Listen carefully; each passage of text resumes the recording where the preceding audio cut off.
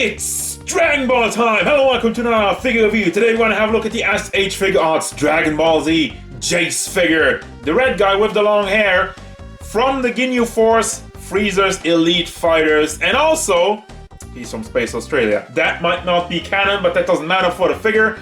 We got a bunch of cool accessories. He comes with another Namekian Dragon Ball, so let's have a look at it. This is like Hair Week or something. The other day I had a look at Haomaru and now this guy swoops in. He stands at about 14.5 centimeters to the top of his hair, which means he goes up to almost 6 inches tall, 5.6, 5.7.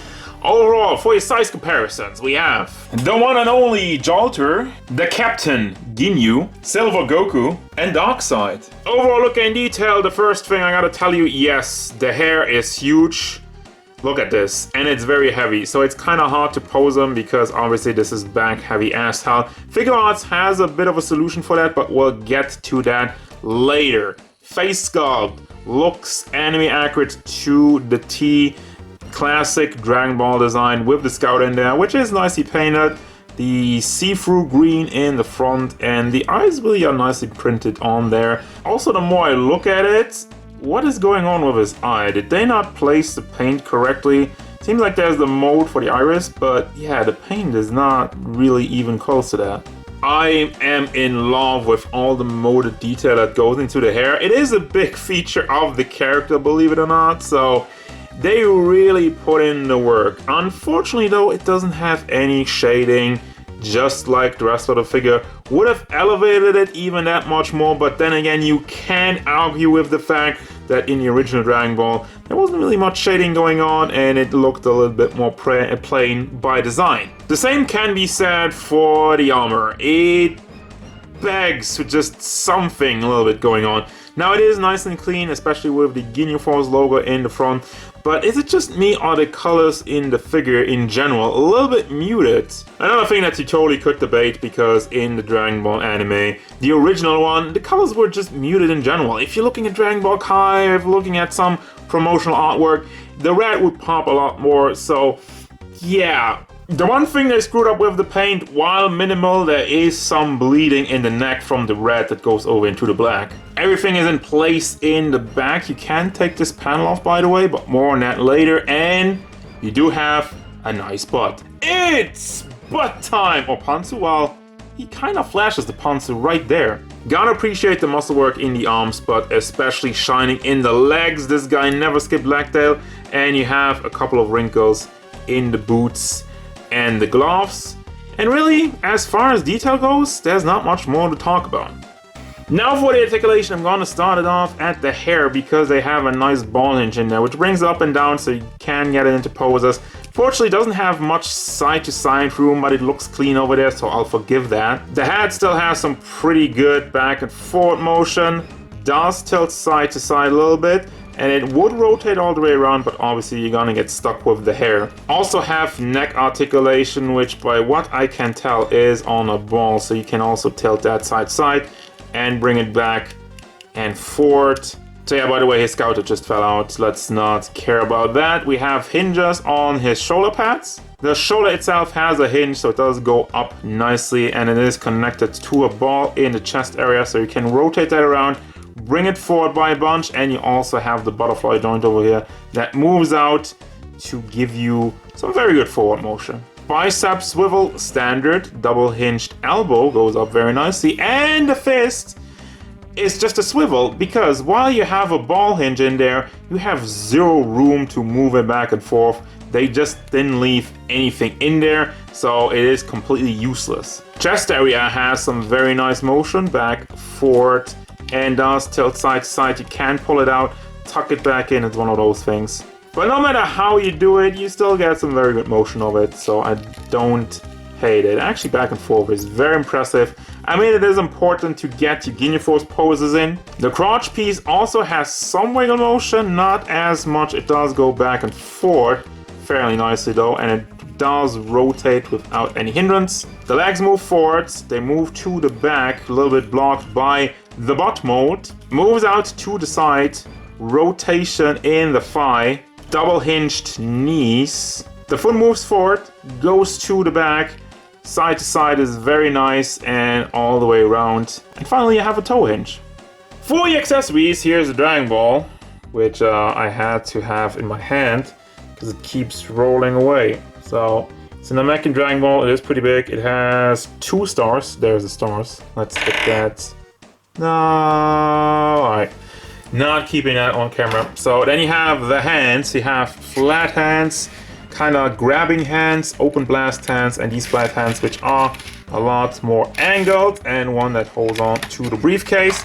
Then you got the briefcase. What kind of briefcase? As far as I can remember, that is the briefcase that they used to bring in some new scouters after scouters have been blasted. We have different shoulder pads, which I have yet to figure out why they're there. I'm gonna connect them to the figure in just a second to see what they do. So what the shoulder pad is actually for is so he can raise up his arm completely, and it still looks natural. So that's a pretty cool idea, because you already could have done it, but obviously this doesn't look good. Nice attention to detail.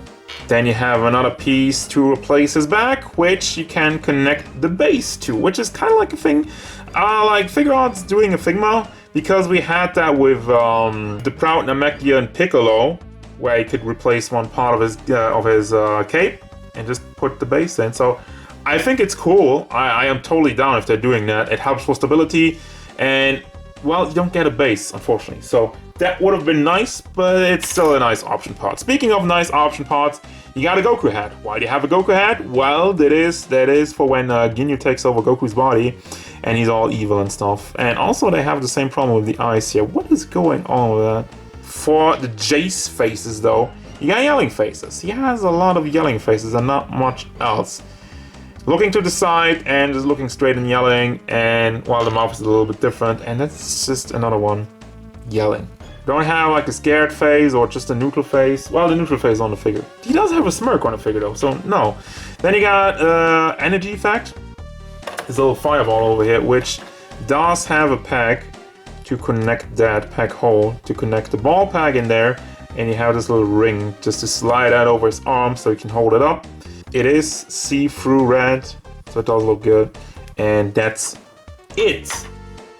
And that's gonna bring me to the final thoughts. Well, this is not right. And for the final thought, this is still not adjusted, and well, I'm gonna get into this right away. This figure is almost impossible to pose. I tried to put him in some poses, and it didn't really work. I almost lost my mind doing it.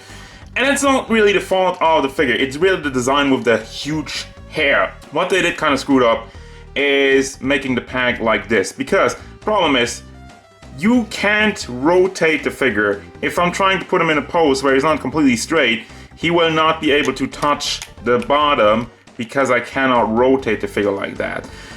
I would have preferred to make like a peg maybe over here, cover it up with an extra piece like Figma sometimes does. Obviously, if you make the peg straight in there, it's gonna be troublesome to get the base in without having the hair in the way.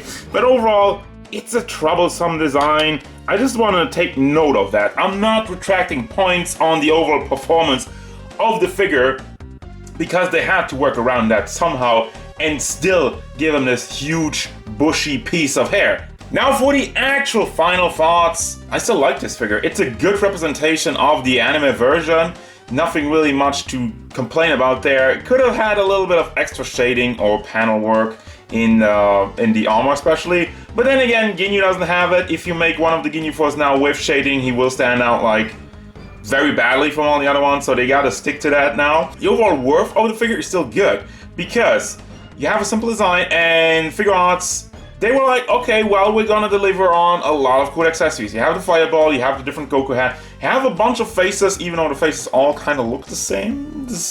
But still, you have the different shoulder pads, so you can put them in the poses. You have all the hands necessary for it. You have a big Dragon Ball, and that's really where this figure shines. The articulation is, you know, Figuarts standard. It is very good, nothing to complain about. So overall, I will still recommend this one, because value-wise, you're still getting a lot of it, especially with the accessories. That's gonna do it, guys. As usual, thank you very much for watching. Don't forget, if you enjoyed this review, hit it up with a like and subscribe to the channel so you can stay tuned for more figure reviews, card game stuff, and whatever Jeice wants. Like this bushy hair.